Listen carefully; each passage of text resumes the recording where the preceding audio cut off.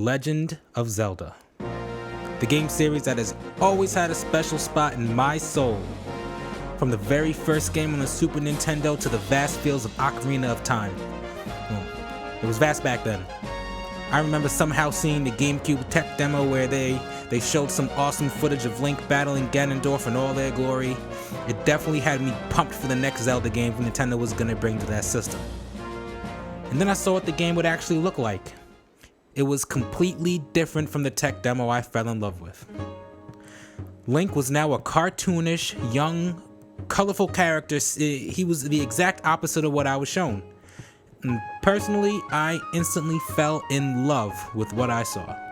Even back then, I was an artist, and I really appreciated this new look Nintendo was going with.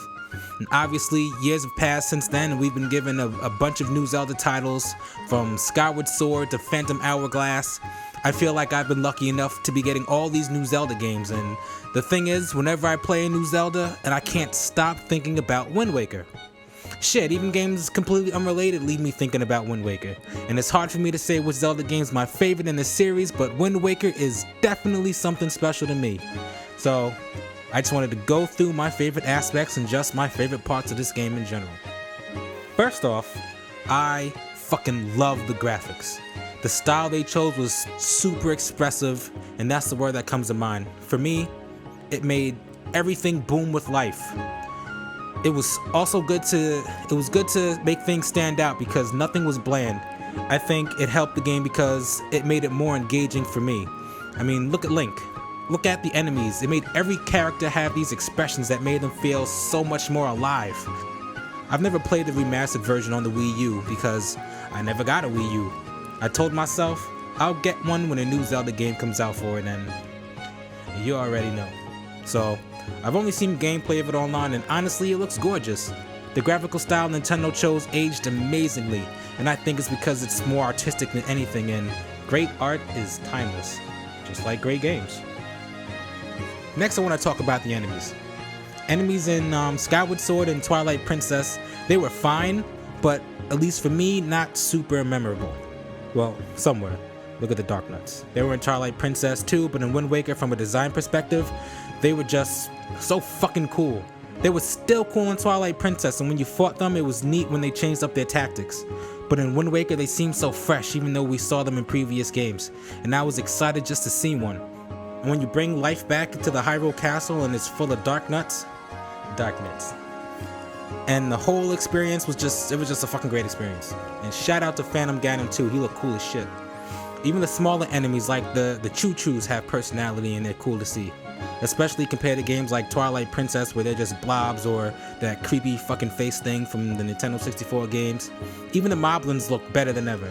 I actually don't really care for their design in any other Zelda game except this one. They have so much life, and I hope they have that in Breath of the Wild too. The side characters were also more memorable for me. Maybe it's something to do with the art style, but I love the fucking characters in this game. The Koroks were designed so well, and I can't tell you how happy I was to see that they're gonna be in Breath of the Wild. Zill, that little guy with the snot in his nose on Outset Island, I'll always remember him. They made the old characters look like cute little old grandpas and grandmas, and I just have to give Nintendo major props of using the great design to make the characters stand out. The story also got me. It's really connected to Ocarina of Time. And I know Twilight Princess was a sequel of sorts too, but Wind Waker was so intertwined with the events of Ocarina of Time, it made me even more invested in the story.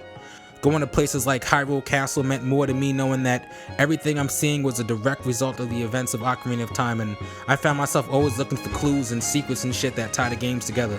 Maybe it's just me, I don't know. But when Link met the Great Dooku Tree, it hit me how he remembers that little Link that you were in the previous games. And also that it's the same Dooku Tree that grew from that tiny little shrub that we left on the first game. And seeing Jabu and pondering his relation to the Great Jabu was fucking amazing.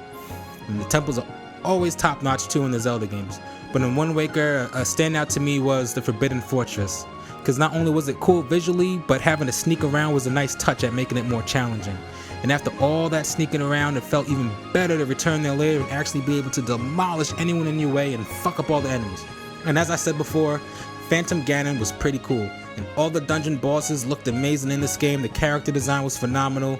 I also remember the Wind Temple being really fun to play though. It was fucking challenging, and the whole experience of getting through it was interesting, and the use of your different items to make it through was worked in super well. And all in all, this game will always be special to me. I loved every aspect of it. I even liked the sailing and hearing the song play when you shot through the ocean.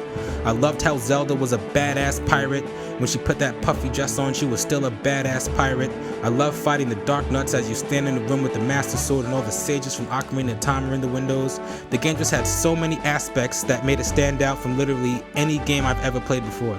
And I know some people hated the sailing or that it wasn't an open field like Ocarina of Time, but I appreciated these new ideas and how they were executed. And I'm just super excited for Breath of the Wild, which comes out on Friday. And I have maybe 2 people that I could talk to about it that would even give the tiniest of fucks. So right now I'm playing through Majora's Mask again to get ready, and I hope Wind Waker HD comes to the Switch at some point. I know a lot of people passed on the Wii U, and it would be a shame for remastering of a damn near perfect game to be missed by so many people. So fingers crossed, and I'm sure like only 5 people are gonna watch this. So to you 5 people, thanks for watching and listening to me go on about this game, and I hope you enjoyed it. Peace.